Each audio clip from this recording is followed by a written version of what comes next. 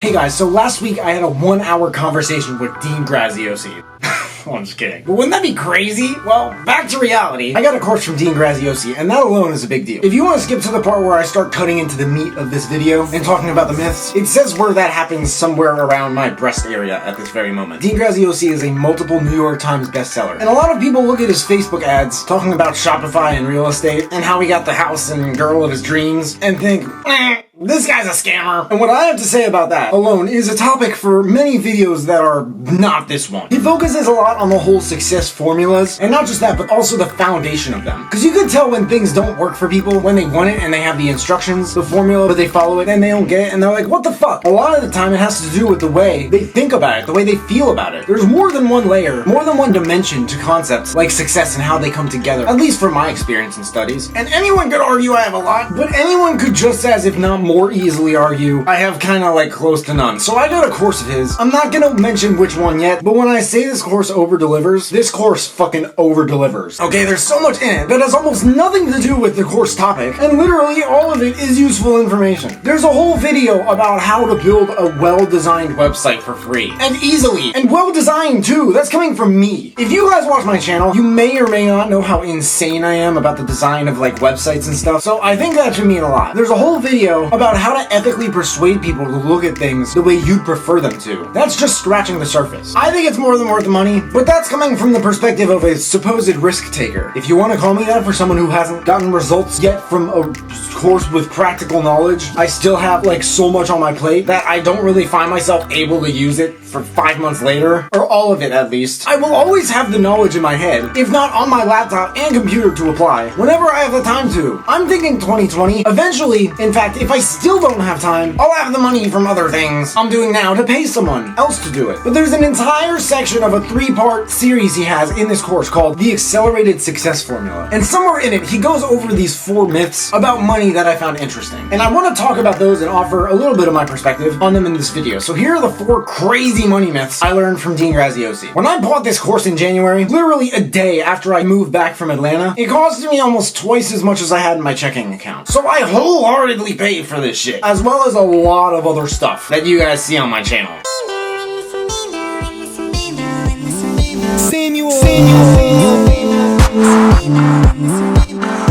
Number 1, money never goes away. In the course, he says it flows from one place. This is coming from my notes. Instead of being one of the people worried about losing money, how can you become a part of the group that the money is being transferred to? Money is a really interesting topic, because if you think about it, the way you look at and feel about it really does kind of say a lot about you. And a lot of people tend to dismiss the ways in which money is made. This may or may not say a lot about the said people. But money isn't scarce. Some places say 89, one place said $241 trillion are on this planet. Dean says that a lot of us spend so much time and energy trying to save and protect our money that we don't spend enough on it to thrive and make more. And a lot of people making the most money are encouraging others to do the same. They're like, bro, spend more money, invest in yourself. How are you gonna get up here if you aren't willing to take the bigger steps? He says that producing more income always outweighed trying to make cuts in savings. This is not a time to sit on the sidelines. According to Bloomberg, I don't have a source, but it was specified in the video I got these from, but I've heard this from multiple sources all over the place anyway. The number of Americans who meet the millionaire threshold is set to increase by an average of 1,700 per day for the coming years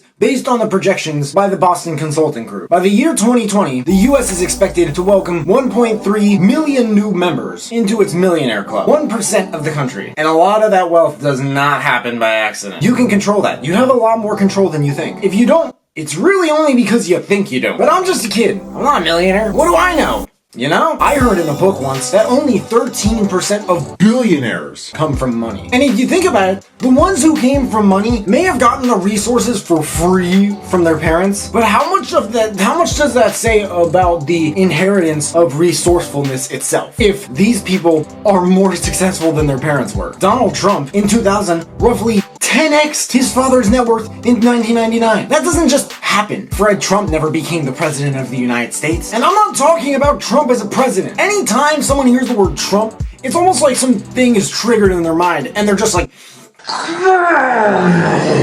I'm not talking about him as a president. I'm talking about him as an achiever. I'm not talking about him as a politician. I'm talking about him as a businessman. 2, money doesn't solve problems. Joey Badass says that people say money is the root of all evil. I say money is the root of all people. Many rappers, for those who don't know, I'm an entirely self-produced rapper and singer. I actually make all the beats you hear in the backgrounds of these videos. And a lot of rappers still seem to have this idea of money being the root of all evil. A lot of people in general like to blame objects for things. They like to Not take accountability. for the problems that are there. This may sound basic to some people, but it's not money. It's the love of money. It's really just greed. It's really the way we look at it. It's really the way we feel about it. I'll drop a link to this in the description, but I said in my remix of 7 Rings by Ariana Grande, I mean, money is a belief system. If it doesn't grow on trees, where's the paper from? It really is just paper. The difference between a $1 bill and a $100 bill is more psychological than physical, is it not? So Dean is a mentor of mine, and even people like Dean have mentors. How do you think they get where they are? Everyone has mentors. A lot of people actually end up,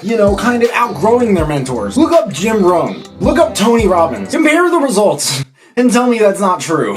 Every now and then. One of Dean's mentors, his name's Dan Sullivan, says if you can cut a check for a problem, you don't really have that problem. So is money really evil if you can cut a check for any problem? If you can't cut a check for it, you probably don't have enough money to. And if you think there's a ceiling, it's probably because you haven't broken it. What problems could you cut a check for if you had enough money? Like medical bills? If you have to write a list and send it to me on Instagram, or just share it with your close friends who are not going to be dickheads and judge you about it, go ahead, be my guest. College debt, taxes. Would you tell your spouse or significant other that they can leave their job they don't like working at because they don't need to work there anymore? The right spending of enough money could solve those problems without question. I would write a list today and not wait a day even to write a list of 3, 5, 10, whatever you need to solve problems that if you have enough money, you can solve those problems with that money. Number 3, if you are making it, you are taking it from other people. Warren Buffett, the 3rd richest man on the planet, likes to say, price is what you pay and value is what you get. That may cause some sort of perceived imbalance of, well, I have this thing, but I still needed that money for other things. And it's like money is the one thing you can offer that people will accept in return for their services more than anything else. However, when you flourish, you begin to help the world. There's a universal law that balances all of this shit out. I'll elaborate on that in just a second. Richard Branson, a multi-billionaire, has an entire charity organization called Virgin Unite. You could argue there are people who have made billions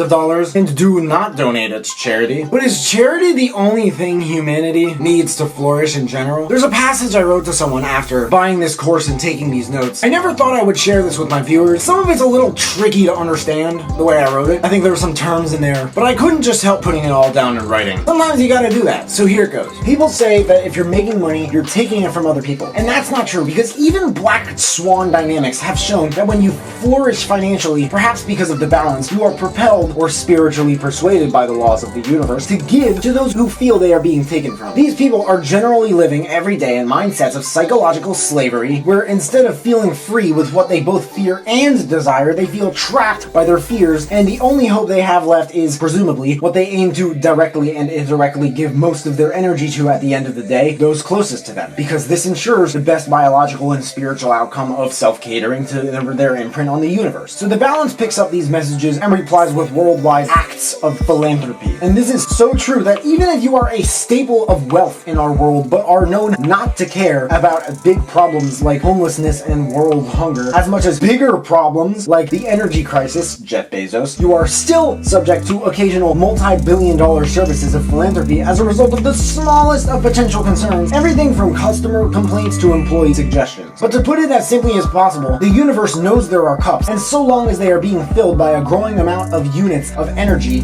lives, the transfer of money from one place to another ensures that the water is as uncontrollable as it is under control. And this is important in the application of balance theory, because what I think is that some percentage of the work is done by humans, but another percentage is done by the balance. Number 4, money doesn't make you the best version of yourself. Dean's money has given him time and everything to explore his coaching, health, relationship, masterminds, self-education, purpose, helping others, growth, and spirituality. I'm not gonna lie, those are things of mine that I've probably spent the most money on, at least of my disposable income. Any last penny I have, I spend on more of that. And any ounce of truth that is not the last statement I just made, I am spending any last penny I have afterward on ways to find. According to a co-founder of the fastest growing real estate company in the US, get ready for this, it's a very heavy quote. My favorite money quote. When I first heard this, it hit me like a train. Money doesn't change you, it just amplifies who you are. I don't think what matters to me should necessarily be what matters to you, and And I'm sure many watching this could agree with that. But what does matter to me is how the money is made. Because that says more about the money than your love of it, right? But at the same time, what would you do with that money? I mean, maybe you say one thing now, but you might do another. I've heard this, and I believe it because, there's an exception to every rule. There are rich people who are probably ungrateful, snobby dickheads, and that's okay. But for the most part, let me show you this from my Leave Jeff Bezos Alone mega rant video, which I'll link in the description. No fucking human being on this planet with a net worth in 2018 of at least 10 billion, or 1 billion, or 100 million, honestly, anything at all. None of these people are not putting a majority of their money by the time of, if not after their death, into the ultimate bettering of humanity, whether they know it or not. Name one fucking person in 10,000 years from now, from this very moment, who is not going to be inevitably putting their money into the bettering of humanity. You have 10,000 years to find them and make sure that they're still alive when the time is up. And I will give you this YouTube channel and a free side of lubricant and foreplay, but Only if you're a girl. and if that doesn't make you the best version of yourself, whose fault is it? If you want to know, then I can assure you, the answer to that question can be found scattered across my videos, now if not in the future. What are some money myths you guys have heard? Did any in this video surprise you? And are you familiar with Dean Graziosi? Isn't he awesome? This dude is amazing. His book, Millionaire Success Habits, is fucking fire. I'm gonna drop a link to that in the description for anyone who wants to check it out and read the reviews. Are there any ideas you guys want me to talk about in future videos? Please let me know in the comments below and I'll give you a shout out if and when I use them. If you have any questions, please feel free to hit me up. There are links at the bottom of the description on all my social media. Also at the bottom of the description there are links to my new production kits where you can find all the hardware and software that I use to make music and these videos. If you buy any, I get commission, which helps me build this channel and keep making these videos for you guys. Make sure to leave a like if you liked it, subscribe if you haven't already. If you could turn on that little bell to receive a notification every time I drop a new video, that would mean the world to me. Thank you guys so much for watching. You can find me everywhere and I will see you then.